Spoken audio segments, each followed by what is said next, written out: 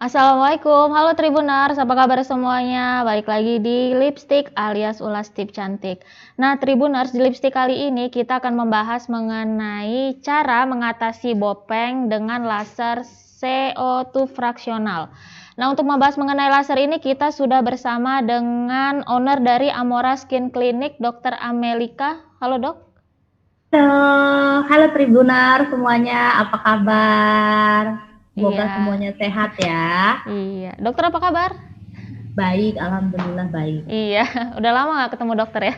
Iya, udah lama banget gak ketemu kamu, Din. Dini apa kabar, Din? Baik dok, sehat. Nanti saya juga ke Amora kok dok.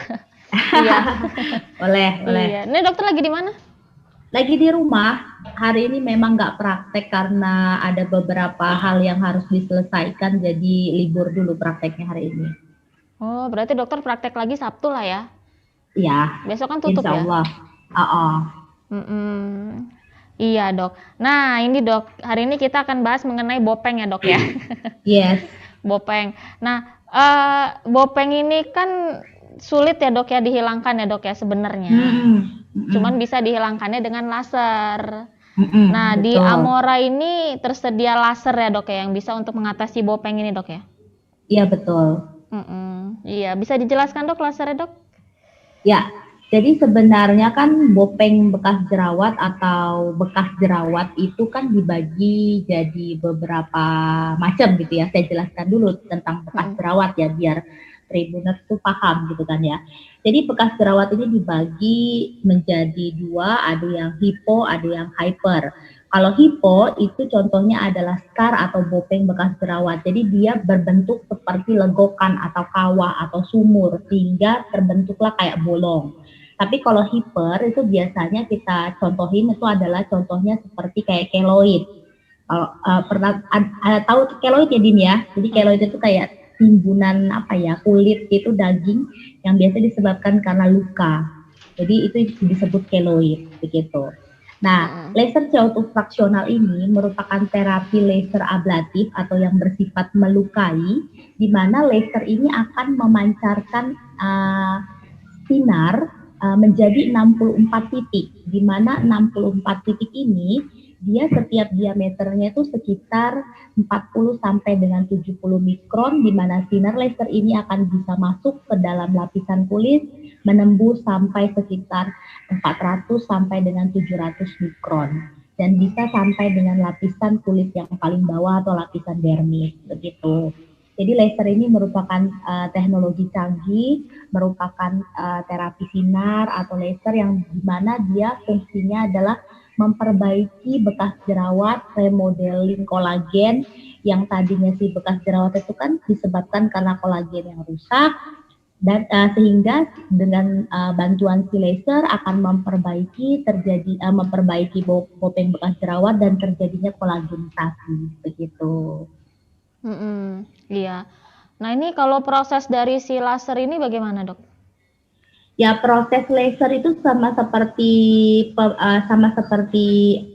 prosedur lainnya. Sebelum dilakukan laser biasanya dokter akan anamnesa pasien terlebih dahulu. Jadi anamnesa ini untuk mengurangi kemungkinan resiko atau efek samping pada saat dilakukannya laser. Biasanya dokter akan memeriksa atau mengecek dari kulitnya apakah dalam keadaan normal atau tidak. Kalau misalnya pasiennya dalam keadaan infeksi atau misalnya ada riwayat herpes, penyakit herpes atau lagi mengalami iritasi ringan, dokter tidak akan menyarankan untuk menjalankan laser. Atau misalnya pasien itu punya bakat keloid, itu juga dokter tidak menyarankan untuk melakukan laser. Biasanya dokter akan anamnesa dulu apakah pasien ini bisa gitu dilakukan laser atau tidak begitu. Nah, prosedurnya sama seperti prosedur lainnya. Yang pertama, muka pasien akan dokter bersihkan, gitu akan dibersihkan menggunakan cleanser, terus menggunakan facial wash. Setelah bersih, kita lihat kalau memang diperlukan facial terlebih dahulu akan dilakukan facial. Kalau komedonya nggak terlalu banyak, biasanya kita akan langsung anestesi. Nah, mukanya kita lakukan anestesi atau kita lakukan pengolesan krim bius atau krim anestesi ke seluruh mukanya supaya pada saat dilakukannya laser pasien nyaman, tidak terasa sakit begitu. Karena sifat dari laser CO2 fraksional sendiri itu adalah laser ablatif yang sifatnya melukai. Jadi kalau nggak di anestesi bakalan sakit Din, begitu. Iya. Nah itu berapa kali laser dok itu baru hasilnya tampak dok? Tergantung dari kedalaman dari scar atau bopeng bekas jerawat. Biasanya sekitar 3 sampai dengan 5 kali, tapi kalau misalnya dia bopengnya terlalu dalam, dokter sarankan kepada pasien itu 5 sampai dengan 10 kali treatment. Begitu. Dengan interval berapa dok? Berapa minggu sekali? 1 bulan 1 kali cukup. 1 bulan 1 kali. Ya, betul. Nah, agar hasil dari si laser ini makin maksimal ya dok ya, itu ada nggak sih dok yang disarankan dokter untuk pasien gitu harus melakukan apa gitu di rumah? Ya, biasanya nanti pada saat after dari laser, kulit itu akan mengalami garis-garis kotak-kotak karena kan sinar yang dipancarkan itu berupa diameter kotak-kotak yang tadi dokter jelaskan sekitar 30 sampai dengan 60 mikron ukurannya per diameter. Nanti muka abis di laser itu bentuknya kayak kotak-kotak kayak papan catur, warnanya keputihan, tapi biasanya itu akan berlangsung 1 sampai dengan 2 jam. Setelah itu warna putih itu akan berubah menjadi warna kemerahan. Nah, biasanya pasca dari laser, hari pertama, hari kedua itu muka menjadi lebih sensitif, Din. Jadi lebih sensitif terhadap cahaya matahari, terus lebih perih, merah, rasanya nggak enak lah gitu. Nah, diharapkan pada saat terjadinya recovery atau pada saat berlangsungnya recovery atau pada masa pemulihan after dari laser, tangannya jangan gratil, nggak boleh digosok-gosok, terus nggak boleh dikeletekin, dan jangan sering terpapar sinar matahari secara langsung. Biasanya dokter akan menyuruh pasien untuk menggunakan sunscreen itu minimal SPF 30 begitu. Nah, biasanya after dari kemerahan itu nanti hari keempat, hari kelima akan berubah jadi hitam, terus dia akan mengelupas. Nah, pada saat lagi berubah jadi hitam nih, biasa kan gatel tuh ya, kan luka. Jadi proses penyembuhan luka itu kan ada ngoreng, terus gatel gitu. Nah, pada saat gatel itu biasanya tangan kita gratil gitu, pengen ngeletekin gitu. Nah, diharapkan nggak boleh gosok-gosok atau ngeletek-ngeletekin. Jadi biar ngeletek dengan sendirinya. Kalau penggunaan skincare dan kosmetik itu boleh dilakukan itu berapa hari setelah itu dok laser? 3 hari. Jadi 3 hari pasca dari laser baru boleh menggunakan krim malam. Atau misalnya ada pasien yang menggunakan serum itu boleh. Biasanya diliburin dulu sampai dengan 3 hari. Oh ya, dan satu catatan, after dari laser itu tidak boleh kena air sampai dengan 6 jam. Iya. Kalau kosmetik dok, berarti sampai 3 hari juga belum boleh pakai dok ya? Kalau kosmetik disarankan kayak misalnya foundation, bedak atau blush on disarankan tidak boleh digunakan selama 7 hari sampai benar-benar pemulihan kulitnya pulih gitu. Jadi ngelupas semua terus sudah terjadi kulit baru, seminggu lah nggak boleh pakai kosmetik. Iya. Tapi kan setahu saya tuh bopeng itu bukan cuma bekas jerawat aja dok ya, ada bekas cacar. Bisa nggak dok? Yes, bisa. Jadi sebenarnya intinya laser CO2 fraksional itu kan fungsinya adalah remodeling kolagen kulit kita. Apabila kolagen kita rusak akibat infeksi, baik itu virus ataupun bakteri penyebab jerawat, contoh virus artinya tuh kayak cacar tadi gitu ya, kan dia bentuknya kayak lengkokan. Jadi semua proses yang disebabkan karena rusaknya kolagen itu dapat diperbaiki oleh si laser CO2 fraksional. Jadi bukan hanya bopeng bekas jerawat, jadi bisa bekas cacar, terus bisa stretch mark, bekas melahirkan, itu juga bisa pori-pori yang gede, bekas jerawat yang hitam ataupun bekas jerawat yang berwarna merah itu juga bisa diperbaiki. Iya. Oh, berarti bukan cuma buat di muka aja dok ya berarti ya? Di bagian Iya tubuh lain juga bisa ya betul, sebenarnya ya? betul. Mm-mm. Tapi apa sih? Anak saya lewat. Iya, saya kira cuma bisa di muka aja. Ya, nah Bisa dok di itu, paha, bisa di oh bisa perut, di paha, bisa di tangan bisa bisa, berarti ya? bisa, bisa. Mm-mm. Nah, itu dok, apa sih? Kan tadi kan dokter kan udah sebutin kan yang dalam keadaan apa yang nggak boleh itu. Kalau ada Hmm, penyakit atau kondisi kesehatan apa nggak dok yang nggak boleh laser ini dok? herpes. Gitu. Mm-mm. Misalnya pasien lagi infeksi herpes nggak boleh, karena kan proses herpes itu ada fase pemulihan ya. Jadi ada kan pada saat kita kena herpes itu walaupun kita udah sembuh, rasa nyeri, rasa sensitif, rasa panas, rasa nggak enak di tempat lesi laser itu bisa bisa menetap dalam jangka berapa bulan dan memang tidak disarankan untuk pasien-pasien yang menderita herpes itu menjalani laser CO2 fraksional begitu. Mm-mm. Iya. Nah, tapi setelah laser tuh fraksional ini apa ini dok? Benar-benar bisa wajah itu mulus lagi, bopeng itu hilang total? Bisa, bisa, tapi memang tidak kembali seperti pada saat sebelum terjadinya bopeng ya Din. Artinya mengalami perbaikan hampir sekitar 70% bisa. Tapi kalau sampai 100% untuk mengembalikan kondisi kulit kita sebelum terjadinya bopeng itu mustahil, tidak bisa. Nggak terlalu banget gitu loh. Jadi ya paling tidak itu benar-benar keangkat tapi masih agak sedikit kelihatan gitu. Jadi nggak Hmm. terlalu sempurna. Jadi nggak bisa kembali mulus lagi gitu nggak ya dok ya? Susah ya? Kalau kembali mulus lagi, biasanya akan dikombinasi dengan beberapa treatment Din. Misalnya jadi kan tipe bopeng atau tipe scar itu banyak ya, ada yang eye stick, ada yang box scar, dan lain sebagainya. Dan biasanya yang paling susah itu adalah tipe yang eye stick, yang kecil-kecil tapi dalam. Nah, kalau tipe-tipe yang kecil, dia tapi dalam, lebih enak itu ngerjain bopeng yang gede-gede, Din. Gede, terus dalam itu lebih enak daripada dia kecil bentuknya kayak apa sih namanya tusuk apa sih jarum pentul dan biasanya lebih dalam itu malah lebih susah dan kalau misalnya susah dan kalau dan jangan bolak balik kami lagi ini dan biasanya tuh kalau dia lebih susah itu dikombinasi dengan tindakan kayak misalnya peeling begitu. Iya dok? Ya, masih dengar suara saya? Iya masih. Iya tadi gimana dok? Dikombinasi sama tindakan apa dok? Peeling bisa. Jadi peeling itu biasanya menggunakan TCA cross namanya. Jadi TCA cross itu jadi pemberian cairan kimia berupa TCA dalam dosis tertentu. Dia biasanya akan kita olesin di bagian yang pori-porinya yang tadi kecil tadi. Gitu.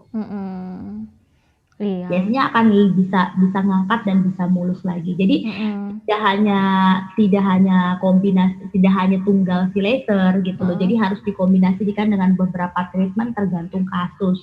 Tapi biasanya sih yang dokter kerjakan kalau tipe-tipe yang scarnya box, nggak terlalu dalam, oke kok hasilnya kelihatan benar-benar oke, bagus gitu. Iya. Nah dok, ada nggak sih dok treatment itu yang nggak boleh dibarengin sama si laser ini? Misalnya dokter tahu dia habis treatment apa gitu, terus dia mau laser ini nggak boleh dulu gitu dok? Ada nggak? Ya intinya sih si laser ini kan bersifat melukai. Jadi tidak boleh dibarengin dengan treatment-treatment yang bersifatnya melukai juga begitu. Ya kalau misalnya melukainya artinya gini, ada tipe beberapa scar yang tadi kayak box scar, misalnya dalam satu di pipi gitu ya, di pipi itu ada beberapa macam bopengnya, ada yang box scar, ada yang eye stick. Biasanya dokter akan kombinasi langsung, misalnya di bagian yang box scar dokter akan laser CO2 fraksional, di bagian yang eye stick dokter akan peeling menggunakan TCA cross, boleh aja asalkan jangan ditimpa, artinya tidak boleh overlayer. Tidak boleh overlayer itu misalnya kita kerjakan di lesi yang sama, sekaligus peeling, sekaligus laser itu nggak boleh. Pokoknya pada saat kita laser tidak boleh dibarengin dengan tindakan yang bersifat melukai lainnya dalam satu lesi. Jadi dalam satu lesi, kalau misalnya berbeda lesi atau berbeda tempat atau berbeda area boleh-boleh saja. Begitu. Iya. Oh, termasuk yang eksfoliasi itu berarti nggak boleh dulu ya, Dok ya? Nggak boleh. Kan mau dilukain toh, masa mau dieksfoliasi lagi jadi nanti malah perih, muka nggak karuan, iritasi. Iya. Nah, oh ya dok, tadi saya lupa nanya, kalau untuk ibu hamil dan menyusui aman nggak dok? Sebenarnya beberapa literatur mengatakan bahwa laser itu tidak mempengaruhi janin, tidak mempengaruhi kelenjar susu, tidak mempengaruhi produksi air susu. Tapi biar untuk pasiennya tidak worry, artinya tidak khawatir dan tidak deg-degan, dokter sih biasanya menyarankan nggak usah dulu laser. Tapi berdasarkan penelitian, tidak ada penelitian yang mengatakan bahwa laser itu dapat menyebabkan atau dapat mempengaruhi ibu hamil atau ibu menyusui. Iya. Jadi lebih amannya sih meskipun sudah ada literatur itu sebenarnya lebih aman ya jangan dulu ya dok ya. Ya betul. Cari aman aja ya dok. Biar pasien nggak worry sih. Jadi pasiennya nggak takut, nggak khawatir, dokternya juga tenang. Ya wes lah untuk amannya nggak usah dulu lah. Hilang suaranya. Halo dok, suaranya kok hilang dok? Ya halo. Dengar suara saya? Ya jadi fokus aja lah dulu. Iya, mungkin fokus aja lah dulu di kehamilan, fokus aja lah dulu untuk menyusui, begitu biar semuanya nggak worry. Tapi biasanya sih kalau misalnya anaknya sudah 6 bulan ke atas, sudah makan, boleh-boleh aja sih, dokter nggak terlalu worry ngerjainnya. Iya, nah ini aman untuk usia berapa nih dok laser ini? Nggak ada batasan usia ya, boleh aja gitu. Tapi kan biasanya kalau scar atau bopeng itu akan terjadi usia remaja toh, 15 tahun ke atas. 15 sampai dengan 15 tahun ke atas dan boleh aja dikerjakan gitu. Tapi biasanya kalau 12 tahun ke atas dokter tidak rekomendasikan. Takutnya nggak kooperatif, jadi pada saat laser dia takut atau apa karena anak-anak kan susah diatur, lebih baik nggak usah dulu dipending. Tapi jarang sih kasus-kasus yang ke klinik yang di bawah 15 tahun itu jarang sekali untuk melakukan laser. Iya, dan iya. Nah, tarifnya dok berapa? Oke, ini paling penting ini ya tarifnya ya. Jadi tarifnya itu untuk satu kali laser 1.200.000. Tapi karena ini lagi ada promo khususnya di Amora itu dapat potongan 50%, jadi 600.000. Terus dan free serum PRP. PRP itu adalah platelet rich plasma, jadi serum yang diambil dari darahmu sendiri begitu. Sampai kapan dok promonya? Akhir bulan ini. Iya, tapi kan Amora ini promo terus, saya kepoin IG-nya. Iya dong, karena lagi corona, jadi saya mikirnya pasien-pasien itu lagi susah ekonomi ya. Lagi susah ekonomi untuk istilahnya kebutuhan sehari-hari aja sulit, apalagi untuk menyisihkan kebutuhan tersier ya. Ini kan kebutuhan tersier ya. Jadi kebutuhan tersier, kebutuhan untuk pengen cantik, kebutuhan untuk pengen lebih menarik, itu istilahnya untuk mengeluarkan kocek uang yang sebegitu wah itu mikir kan kita lagi corona begini gitu kan. Jadi saya muter otak dalam wis lah kita diskon deh, kita kasih keringanan ke pasien gitu. Jadi ya saya juga mikir badan saya sendiri sih gini begitu. Sampai ke sana ya dok ya mikirnya dok ya. Iya. Iya. Dan gak usah takut ya dok ya buat laser di Amora itu kan udah ini dok ya, prokesnya udah ini ya. Udah, alhamdulillah di klinik kita sudah menjalani protokol kesehatan, kita juga pakai masker, terus pasien juga kita anamnesa dulu terlebih dahulu, kalau misalnya memang pasien ada riwayat demam, terus berpergian dalam kurun waktu 14 hari kita nggak bolehin dulu begitu. Memang semua protokol kesehatan kita jalani dulu. Nah nih dok, sekarang kita nyinggung soal bopengnya dok ya. Iya. Ya. Kenapa sih dok kok bisa muncul bopeng dok? Apa karena tangannya jahil, tangannya gratil gitu kan dok, jerawat gemes dipencet-pencet gitu kan ya dok ya? Atau mungkin nggak dok, jerawatnya itu pecah sendiri, tapi ada bopeng jadinya? Oke, jadi sebenarnya bopeng ini bakat ya, Din. Jadi bakat ada dua, ada bisa bakat, ada bisa karena ulah tangan kita. Jadi yang tadi Dini bilangin bisa pecah sendiri tapi bisa timbul bopeng. Intinya si bopeng ini kan karena rusaknya kolagen yang disebabkan karena infeksi dari bakteri penyebab jerawat. Jadi kolagen itu adalah penyokong atau jadi kan kulit kita itu terdiri dari serat-serat ya. Nah, serat-seratnya ini disokong atau dipadatkan oleh si kolagen. Nah, pada saat kolagen rusak, ini akan terbentuklah sebuah trauma, artinya sebuah jejas atau sebuah jaringan parut. Nah, jaringan parutnya bisa macam gitu loh. Ada yang malah bekas jerawatnya jadi merah, ada bekas jerawatnya bisa hitam, atau bekas jerawatnya malah bopeng. Tapi biasanya kalau bopeng ini dia bekas jerawatnya selalu di tempat itu dan sudah terjadi beberapa kali infeksi. Artinya misalnya jerawat di tempat itu, besok jerawat di tempat itu lagi. Atau ya karena ulah tangan kita sendiri yang gratil mencetin, biasanya kan udah kering tuh, kita pencetin lagi, udah kering, pencetin lagi, nah timbullah bopeng. Bukan bopeng aja dok ya, kayaknya saya pernah sekali iseng, itu malah jadinya hitam dok. Ya, yang tadi dokter bilangin itu kan, tadi ada bekas jerawat yang merah, ada bekas jerawat yang hitam, ada juga bopeng atau bolong bekas jerawat begitu. Iya, termasuk ini dok, saya mau nanya dok, itu kan di pasaran itu saya sih nggak punya ya dok ya. Saya tuh pernah ngeliat itu ada kayak semacam apa sih dok, alat ya dok ya, yang kayak pinset itu ya buat mecah jerawat itu ya, katanya buat mecah jerawat, buat mecah komedo, apa saya juga nggak paham itu dok. Itu aman nggak sih dok itu dipakai itu dok? Itu namanya ekstraktor. Ekstraktor itu adalah kayak jenis pinset, memang fungsinya untuk menarik komedo. Balik lagi, kalau misalnya memang mau ngebersihin komedo atau jerawat sih nggak boleh dipencet ya. Jangan dahulu kala protap penanganan jerawat memang dibedel. Dibedel, dipencet, dikeluarin isinya.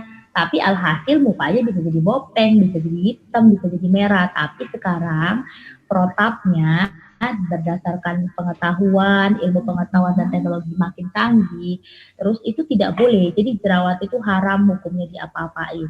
Jadi kalau lagi jerawatan, biarkan saja, nggak usah facial, nggak usah sibuk ngebersihin komedo. Nanti ada kalanya pada saat misalnya menggunakan skincare gitu, skincare yang kita gunakan sudah masuk ke dalam kulit dan buat si jerawatnya atau komedonya kering dan udah tidak terjadi reaksi radang, barulah dibersihkan gitu. Jadi jangan sibuk lah mau facial atau apa.